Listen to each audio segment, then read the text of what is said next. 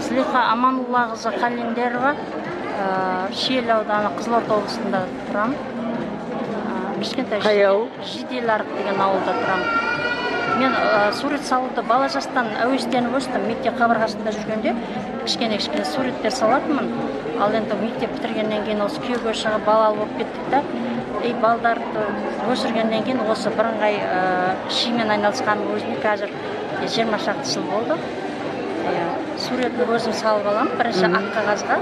Сол ақ қағазға саламда ойымша былай жасаймын да, аспан көк, жер қоңыр, сөйтемді жаңа суретті ақ қағазға салып қара қаламмен сағаннан кейін, енді аспанның көк екенін, жердің қоңыр екенін, ағаштардың жасыл екенін білеміз да, сосын барамда ойлап отырып ретімен жаңа жасай берем да. Біздің анау Шиелі ауданында Қаратау өңірінде Таңбалы таш деген жерлер бар. Ата-бабаларымыз баяғыда кетіп бара жатып, олардың да арасында қолөнердің адамдары болған ғой.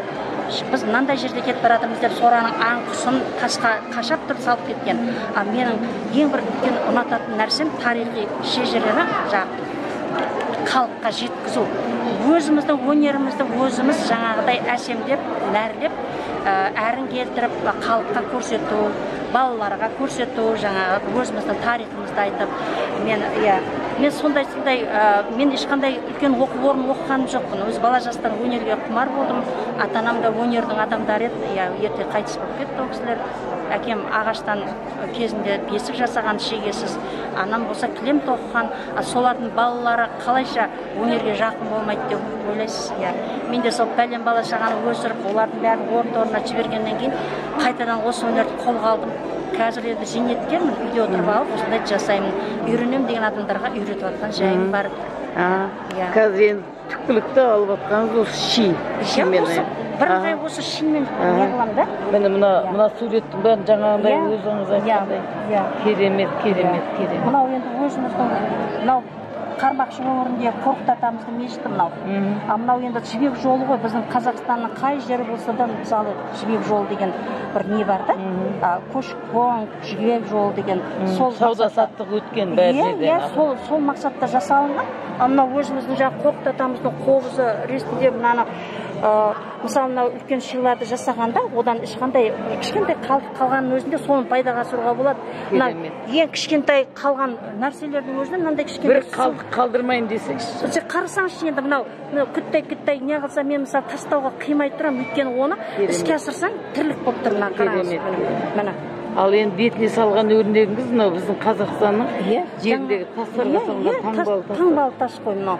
Мынау қазағымыздың тарихы осы жылқымен байланысты ғой. Жылқы салатын себебім сол. Сіздің тегі сурет салғанда жаңа әуесқой болсаңыз да керемет келтіреді екенсіз, композицияны, түстерін үйлесуін. Әбден уже қанша жылда айналысқаннан кейін керемет. Мына жұмыста енді өзім мына түйе деген ұлық қой енді, төрт түліктің енді несі, мынау Қармақшы өңіріндегі Қорқыт атамыздың несі, мешіті. Мынау табиғат, мынау аспандар. Мынау да жаңа күн батып бара жатқандағы. Керемет. Тағы бірнеше жұмыстарым тұр. Мынау таза табиғи түспен алынған ба? Мына сұр светтер, мысалы қойдың боялмаған жүндері, мынау айтып отырмын, менің суретімнің көбісі Қорқыт атаға байланысты болады. Өйткені мынау қобыздың сұлбасы, мынау мешіт жаңағыдай Қорқыт атаның басына салынған не, жаңағыдай. Мынау енді өзіміздің қошқар мүйіз деген өзіміздің өрмектер, мынау аң, құс, адамдар, барлық суреттер тарихқа байланысты да. Құстарды жақсы көрем да. Тауыс деп айтылады. Тауыс, Кеше осы көрмеге арнап жасадым осыны. Бір аптаның көлемінде. Бір аптада алып отырып жасадым мынанша. Әдей тез біту үшін Сол, Абылайша енді жұмыстың арасында болса, қанша уақытта бітеді, егер асықпай істесе? 20 күн, сондай да бір айға жуық десеңіз. Бұл өте тонкий жұмыс қой. Мынаны мысалы алғашқы біртіндеп орап, мына жіптерге бүйтіп ретімен байлап отырам да. Клей ештеңе қолданбайсыз ба? Басшаны қолданасыз. Мынау ше тарқатылып кетпеу үшін мынаумен мынаған ғана қолданамын. Басқа жерде қолданбайды. Жүн орайсыз ғой жібермесіз. Мынау осы таразға байланысты жасаған осы эмблема мынау.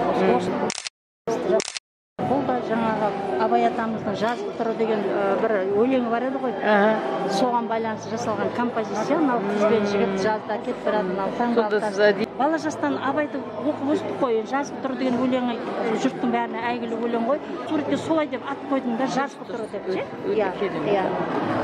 Мынау жаңа еліміздің жаңағы тәуелсіздігіне байланысты жасадым мына жұмысты. Ал енді бұлардың бағалары қанша, мысалы біреулер сатып аламын деп отыр? Сатып алғанда, егер де мысалы алушы болса, мен келісіп айтам да, мен өзім бағамды айтамын, ол айтады, сонымен айтам, бір ортақ келісімге келіп. Бір жобасы енді қанша мысалы? Енді мысалы мен мынаны 50 мың деп тұрмын, мысалы. Өйткені өте конкурс. Плюс-минус болады ғой? Иә. Сосын ол алушы нағыз алатын адам шамасы түсіріп беремін мысалы. Мен өйткені базарда алып сатар.